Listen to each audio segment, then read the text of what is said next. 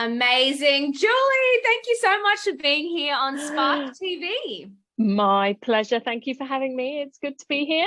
I'm so excited to chat all things biz with you.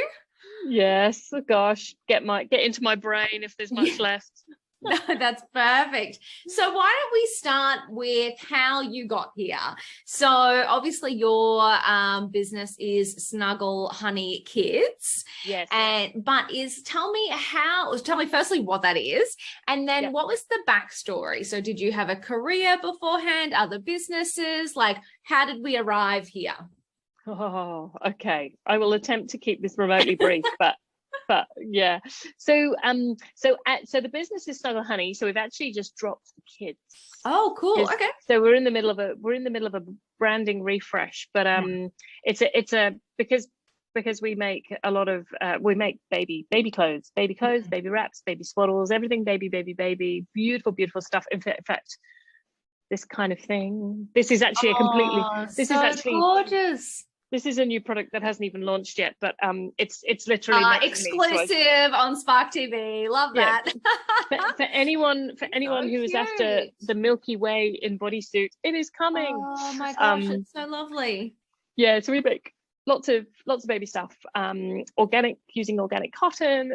Awesome. And how did I get here? So I actually bought the business in February this year. Awesome. Cool. Yeah. So I bought the business then, and then the founders basically were selling it and wanted to leave, and I'm like, well, this is a brilliant business and I want to get in.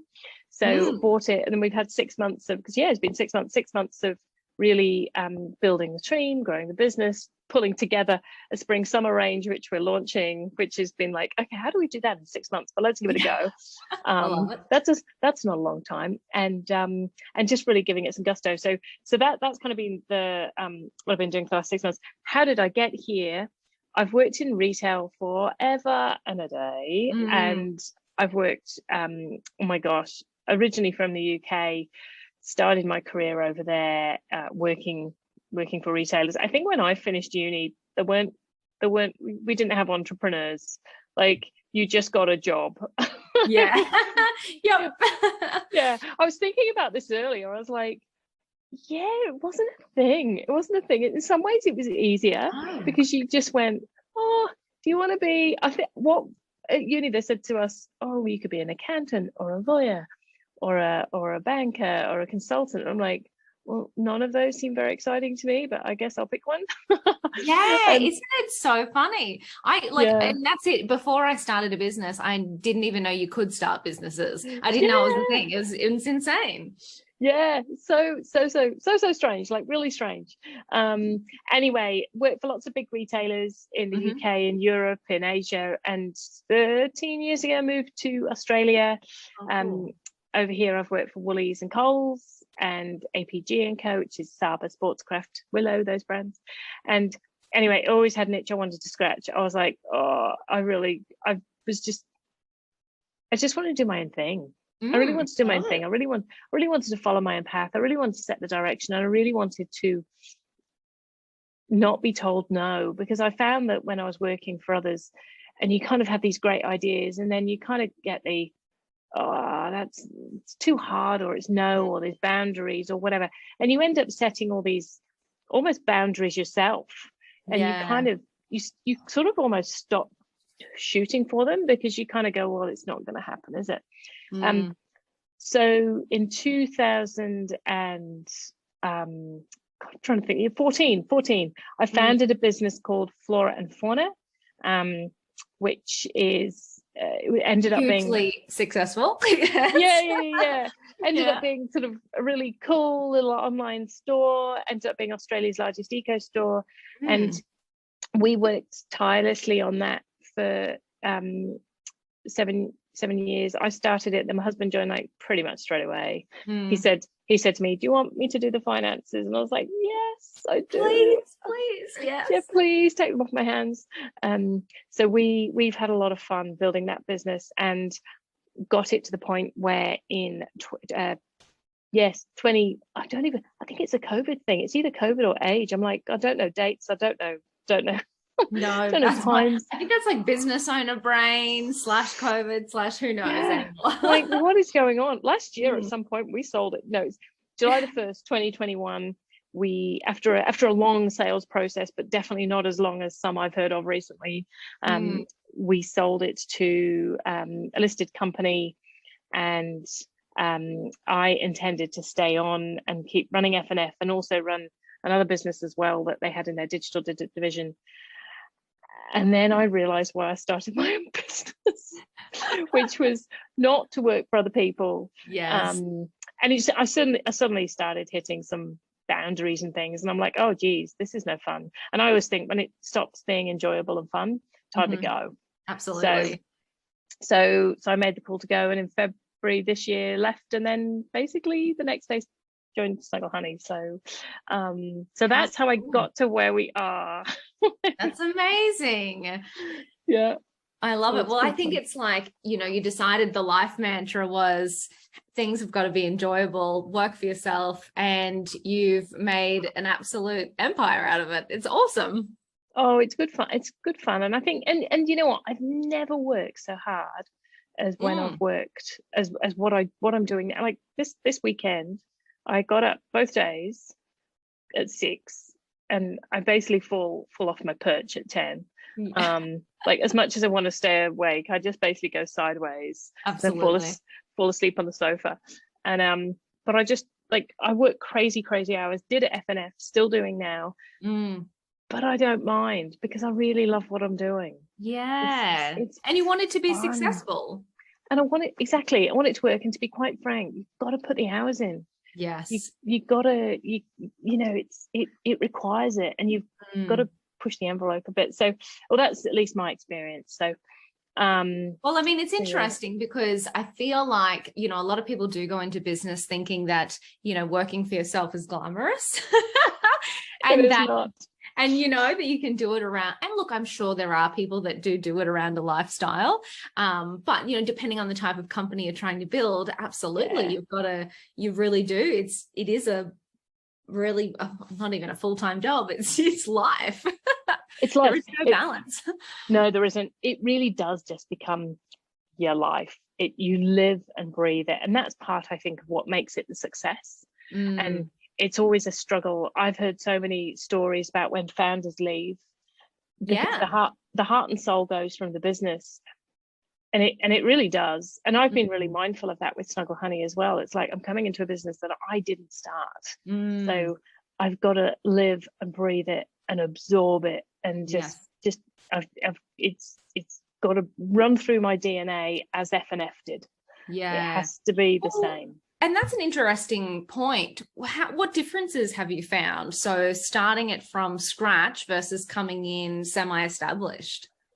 Yeah, I think I've learned so much in the first business. Learned so much in the first business that it probably shortcuts quite a bit now. Yeah, awesome. I think that's been definitely a learning. Some things that we did, which maybe took us longer, or we were dithering over the decisions or something like that. We've just been able to just go, no, that's the decision, that's the right thing. I think you'd be quite assured of your decisions there. But then you're coming into a brand that, with F&F, it ran through my veins in terms of the values that we had were my values on the wall. Yeah. So we had all of our values on the wall. They were absolutely my values. So it's kind of, it was second nature to me. Every decision was very obvious to me.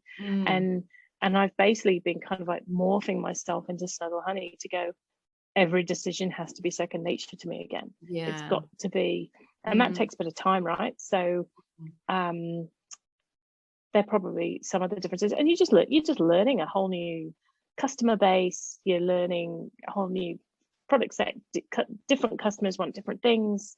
There's heaps of stuff, really. Yeah, well, and I guess because at F&F, you built everything from the ground up, right? So you would intimately understand each one of those things versus coming in and going, okay, what's actually already established? How do we speak to our customer? What's the brand? What are all the systems and processes? It's almost learning rather than learning by setting them up. Well, yeah, it's actually interesting you say that, because one of the things that we've had to do is actually set up all the systems and processes, because the systems and process, so there weren't too many processes in place, and the systems all needed a bit of a refresh. So as an example, there was no customer care system. So we've set up Zendesk to help us with that. Yeah. The website that we're on, we're going to shift to a new website. So there's all of that. So it's kind of, it's a bit of setup. So in some ways, we kind of are doing it again. We're just doing it with an established business, and there's been that opportunity to really set up. So it's things like tone of voice. One of the first things I did actually at Snuggle Hunny was go work with the team and go, what's our purpose? What are our values? Who are we? Who are our customers? And really understand all of that. Yeah. And we've been understanding that together as a team, which has been really good actually. So, and some of that, so there's some things which you're kind of not building it from the ground up. You're coming in when something's established, but then you're going, okay, how do we take it to the next growth stage? And to take it to that stage, you've got to have those processes, those systems, those people. We've built the team out a little bit, brought some really great folks on board. So yeah, so it's been it's a lot of different, because you're not going through those very, very young growing pains, which are just hard. Yeah, they are, aren't they? Oh, they're so hard, aren't they? So we're not going through that. Good. So talk to me about, so there's two really interesting things that you touched on there. So the first one was tone of voice and really intimately understanding your customers. Why is that important? Oh my gosh, I'm such a customer-centric person. So you've got, I think it's one of the, retention is so much easier than acquisition. Yes. And cheaper. And so much cheaper. So keep your customers, and you've got to put yourself, I say this to everyone on my team, just put yourself in their shoes. Yeah. And you can get your knickers in a twist going, oh, but we should, this is, so something that we've simplified down is when we got here, if someone wants to send a return, they've got to fill out a form and print it off and then send it back. And I'm just like, that's not easy. That's not easy at all. No, we're just making a really miserable process. Like, I hate returning anything. We're just making that process hard. So we need to make it easy. So this is why anything around the customer experience, whether it be tone of voice, whether it be processes, whatever it is crucial. And it particularly, we're dealing with a lot of pregnant women, a lot of new mums. It is a very personal, emotional time for them. So we need to be very considerate of that when we're also talking to them. Yeah. So yeah, it's really, really, really, really key that we talk to them in their language, and we are very real about it as well. We're just real. So one of the first things I did when I arrived was I got myself on social, and we put a tool in to help us manage the workflow where all the stuff was coming from, because prior to that we'd just do it in, say, Insta or Facebook, and you miss stuff because you can't see all the comments that come through.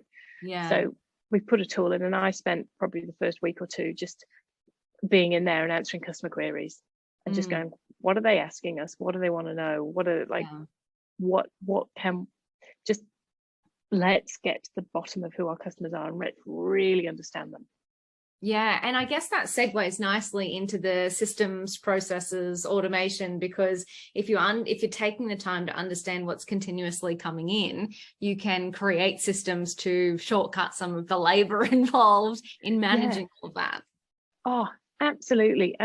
Well, and as I think I mentioned this before, we've just put Zendesk in, and I say that Tom's done that because this is very much his area, to just again manage that workflow. But also, if a customer's contacting us, let's just make it easy by having all of their details at the press of a button, rather than going, hang on, I've got to go and open this screen over here or this screen over here. It's like, no, it's all in the one place. And then we have records against that customer.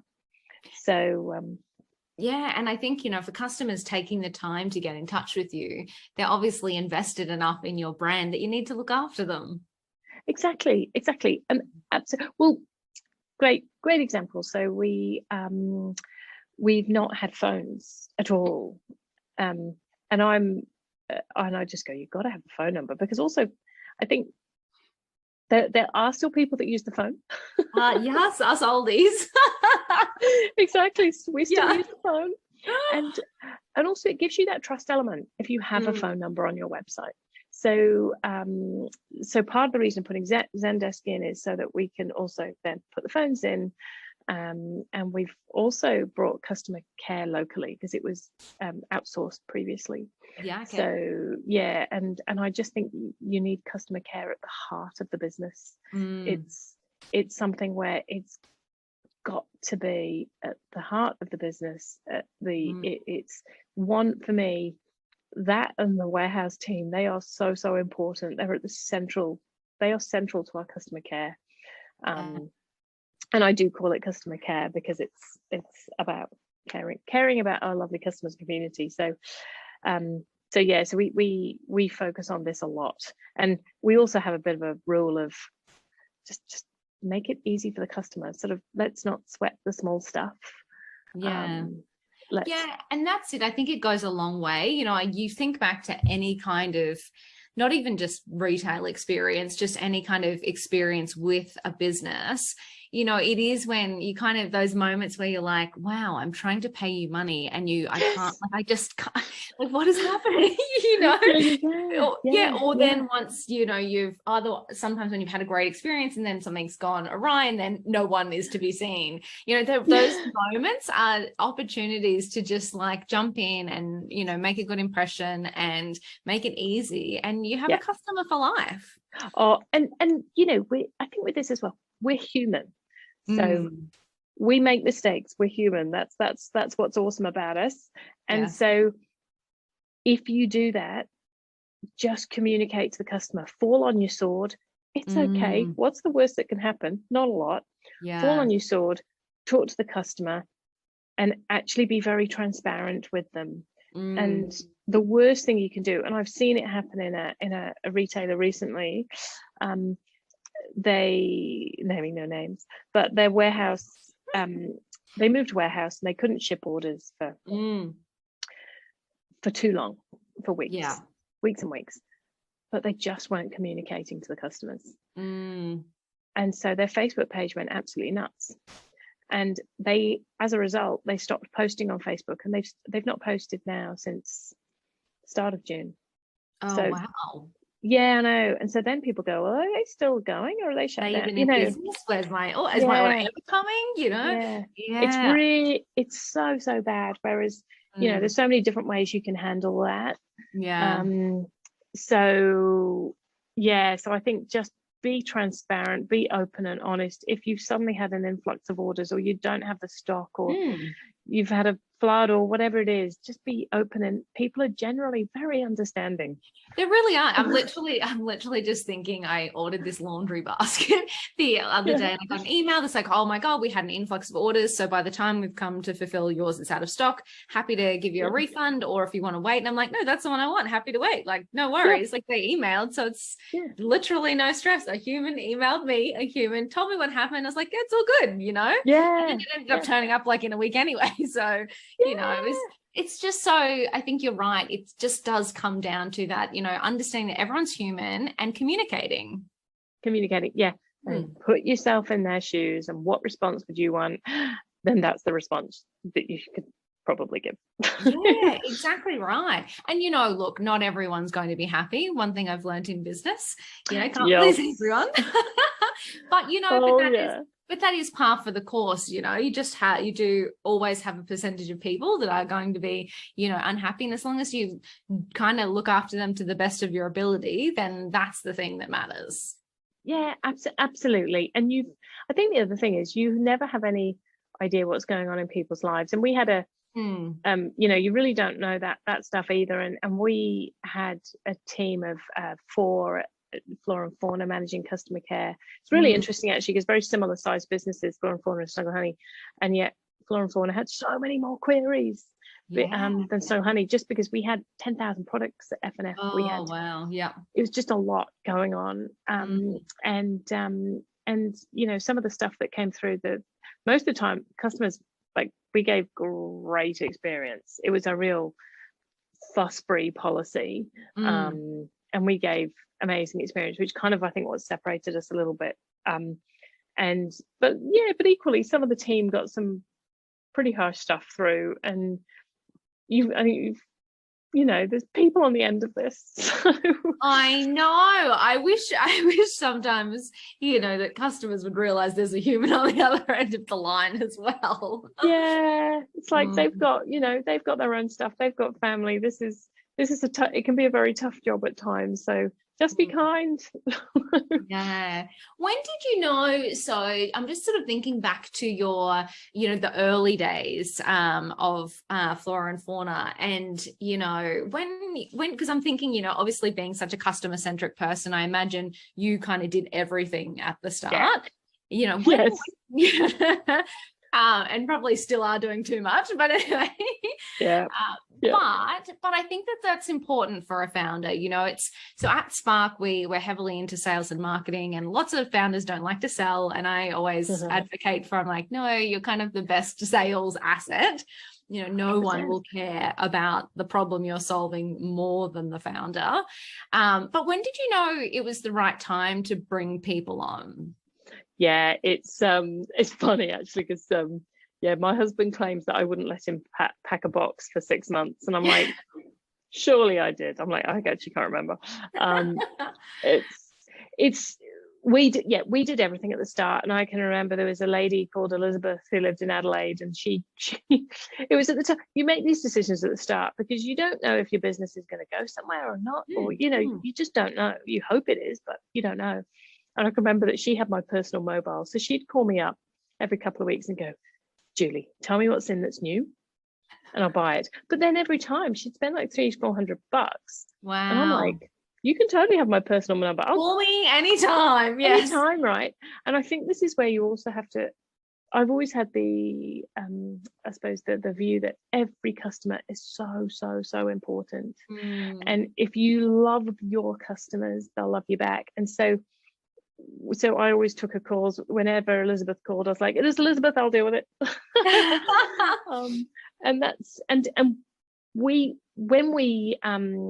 Because for the first 2 years, Tom and I were still working jobs.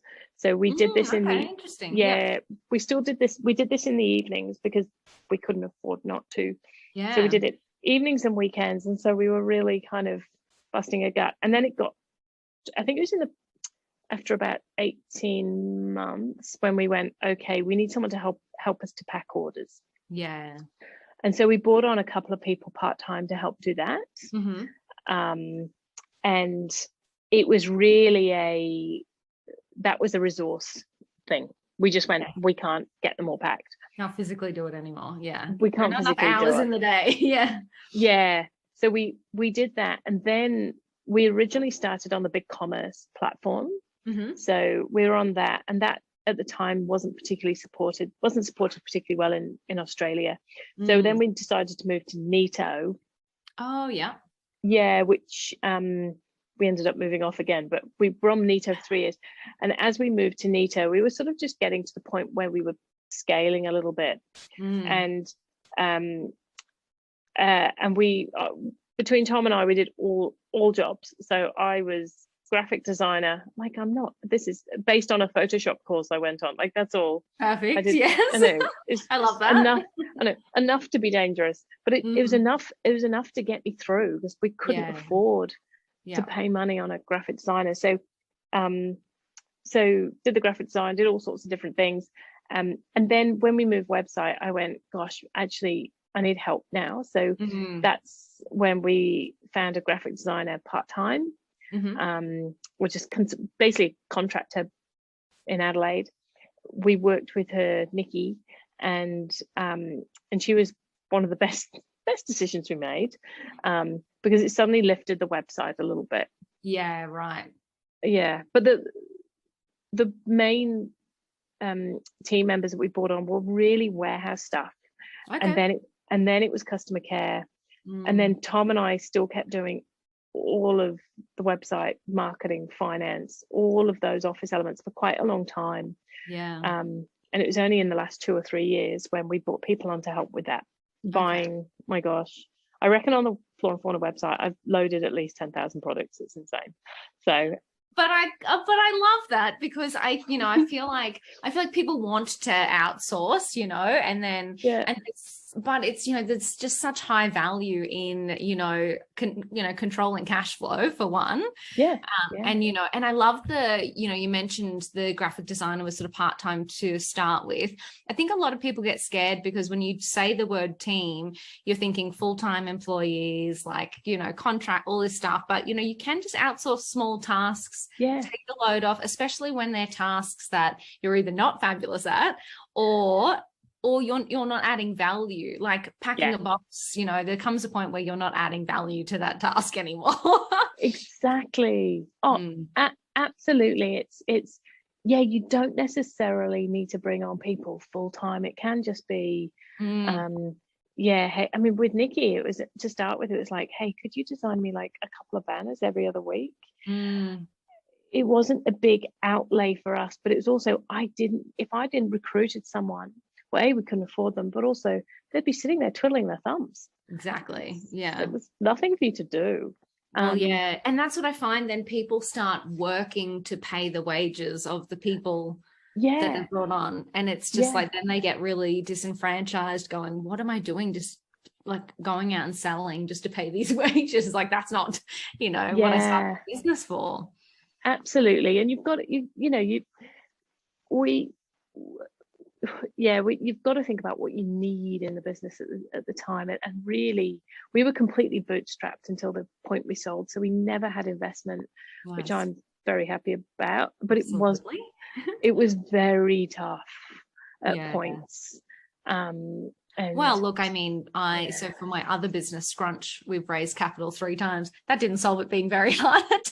No, I think, it's tough in a whole different way, isn't it? Because then you've got people to answer to. Exactly. Whereas, exactly right. And that's it. It's tough in a whole different way, because then you've got, oh my God, I've got people who I need to like give returns to and everything else. And we never had that problem. We just had the whatever we buy, we've got to make sure we've got the money for. So in some ways it's good. Well, and that's the interesting thing, right? Like the model of purchasing stock and then worrying about selling it, like that's very stressful. Yeah, absolutely. Oh, I can remember when we started F&F. It's a whole different business now, actually, which we're talking about, but we started F&F and I reached out to, it was about 30 brands. And I said, hey, I'm glad I did it at the time because there's so many online sites now, but I said, hey, I'm starting this business. I can't show you what it is, but I want to sell your products. And so many of them just went, yeah, cool, that sounds great. And I can remember just buying like 2 units of everything, just one to sell and one as backup. Yeah. And it's cool. It's like, it's really lovely looking, sort of thinking back on it. You've got that first order and you're like, oh, we're going to sell this on the website. How cool is that?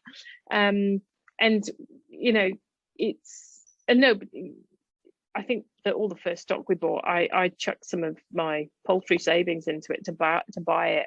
And then we just operated out of cash flow out of that. But now at Snuggle Hunny, we are placing orders for hundreds and hundreds of thousands of dollars for clothing that, which is months away.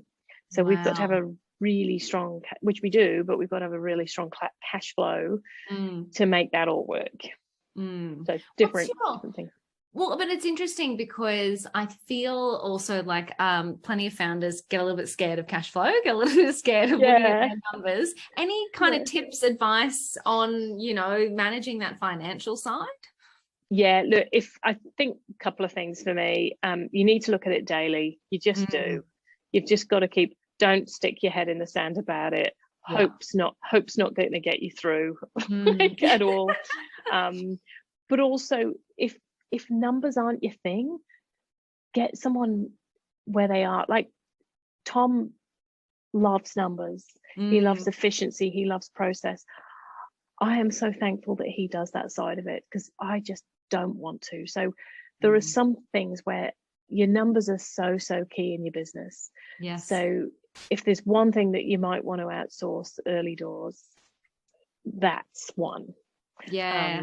I tend to agree, especially if it's not your strong point, having kind of that backup there that can kind of be, you know, sending you a daily summary or something, or you're jumping on weekly meetings and just making sure you do start to get your head around it.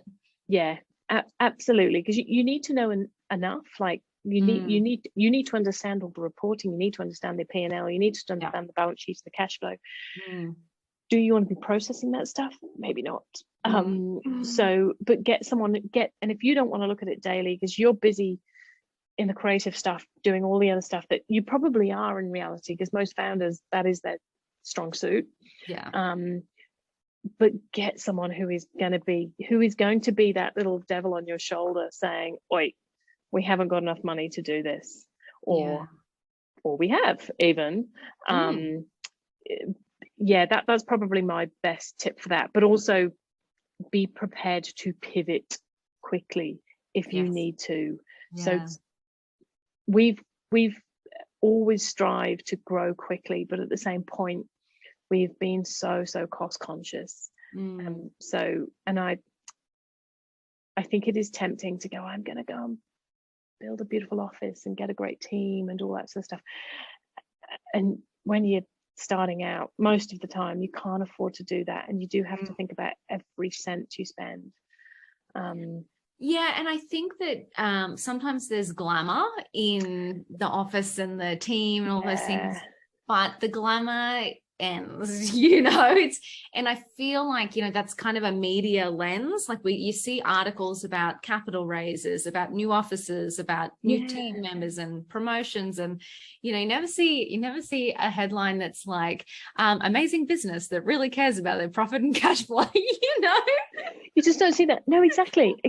It's and this is also the joys of social media as well, right? Because people go, look at my fancy office and everything like that. And when we were at Flora and Fauna, the office that we had was part of this is also what I wanted to do, but it was part of the warehouse. So it was we were in the warehouse. We were either boiling in summer or freezing in winter, but we were in the warehouse, and part of that was because I hate having a divide between warehouse and office.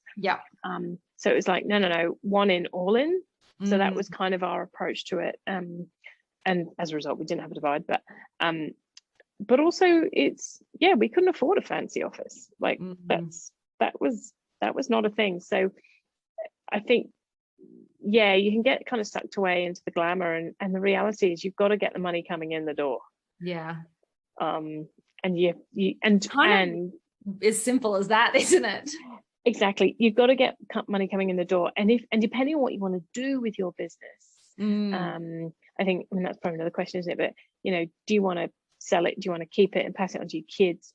What is this? Is this a nice? What's the goal with it? And now when I sold, I think, you know, we were good on the timing. Basically, we had good timing. But when I sold, a multiple of revenue was where we were at in the market. Now all investors are about profit. They're just like profit. So you've really got to keep your eye on your profit line as well. There's just it's a constant moving feast, this thing. I know, and that is a really interesting point, you know, thinking about your business with that end in mind. You know, I think that it's very easy as the founder who's wearing all the hats, just kind of looking day to day like, oh my God, how am I going to get through my inbox, versus what are those strategic decisions I have to make to, if I want to sell it, what is important to investors right now? So how does my business have to look? And I've got to work on that every day. 100%. It's and you kind of keep all those things, I think, in the back of your mind, and you can't let yourself get too gobbled up in them. I think it's it depends business to business, right? And you would know, as soon as you do get investment, your business takes a different lens. Totally. And you've got someone else's opinion. We're in a different place now, in the fact that we bought Snuggle Hunny with a PE firm. Okay. Yeah. Yeah, so they amazing humans. Like, I really, really like them. Arc as partners, they actually were very interested in Flora and Fauna. And one of the things I was gutted about was it because we sold to who we did, we didn't get to work with them. And I was like, oh, I'm really gutted we didn't get to work with them because they're such good humans. Yeah. So anyway, we've gone into Snuggle Honey with them, and it puts, I mean, we have a very good relationship, but and they're great because they offer just a different view, and it's really good to bounce ideas off. But there is a different lens attached to these things as well. So you need to have that in the back of your mind about where you want to go. And also, I think, who could possibly, if you want to sell your business, who could possibly be that person buying it? Definitely. And that's worth building a relationship with early. 100%. We started talking to, we won the Telstra Award at FNF in 2018. And that's when the conversation started happening. Wow. So suddenly people 4 years. 4 years. Yeah, cool. That's when we started. And that was because we won the award that we were approached. And so we started having those chats. And then I think we then got ourselves to the place of going, okay, when is the time? Yeah. But it was a nurturing of relationships over those years. And you learn a lot as well.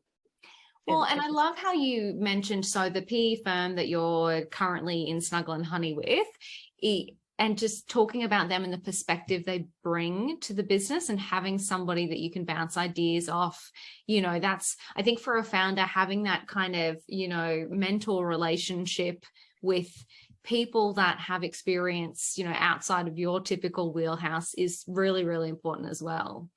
Yeah, definitely. I think I'm the kind of person where, I think people have said to me, have you got a mentor or stuff? And I went, no, but I've got loads of people I call on if I need stuff. Yes. Like, I don't, it's all that. Yeah, sort you of don't have to call them mentors or, but yeah. your community, your exactly your people. The people who I go, hey, you've probably had this before. How did you deal with it? It's that sort of stuff. And it's really good because one of the advantages actually that we found with working with an investment company is that they also have other companies that they're invested in. So they have so many learnings from those, which actually can be helpful for us as well. So I've equally heard a lot of horror stories too. Yes. So I think so I was very careful about who we invested with, because it had to be a true partnership. Yeah. And we just had to get on with them. Like, they've been to our house, we're sort of, you have to get on with them, and you have to be on the same path with the same direction and values and all that sort of good stuff. And we very much are. And we talk to them all the time. I mean, we have a chat every Monday, but honestly, all the time we're emailing and just going, what do you reckon of this? And what do you think of that? And it just, I think you just need that quite fluid relationship, but something where it's just, you just treat them as part of the team. Yeah. They get the good news, the bad news, all of the news, but they're just across it. Yeah. Well, and I think that's it. If, again, circling back to the communication thing, if people don't know the good and the bad, they can't help you. If you're not kind of cluing them into everything and they don't understand what's going on, they can't give you the support you need. So just being open and, tabling everything is usually the best policy. Yeah, it is. And they can help you too. Yeah. They can, there's so we've had it, we are having a really good experience, but as I say, I do know lots of people who have had the absolute opposites. So you do your homework. Oh my gosh, yes. Yeah, and build the relationship. Do your homework, talk to other people that they're have invested in. Absolutely. Oh, we started talking to the guys at it was Beeson, now Arcus, 4 years ago. They were the first folks we started talking to. So we've built that relationship over 4 years. And yeah, they describe themselves as patient investors because it's very much around the long term, not the short term gain. And that was very key to us as well. What do they want out of it? Like if you're investing in with someone, do they want to get out in 18 months? Because if they do, you were going to be on a big sales trajectory. Oh, totally. That's going to be stressful. Yeah, exactly. It's like, is that what you want? Oh my gosh. I love it. Well, let me leave our fabulous Spark community with one last question. So reflecting on your time in business, what is perhaps, one of your biggest lessons you've learned that's kind of, that every founder should know going into business? Oh my gosh. Well, like, actually, there's 100. So I know. What should everyone learn that's going into business? I want to say something really meaningful rather than something like, work hard. Work hard. Work hard. No. Yeah, no, that's rubbish, isn't it? No, well, I mean, you have to, but I think one of the lessons, good team. Get a good team around you. I think that's probably,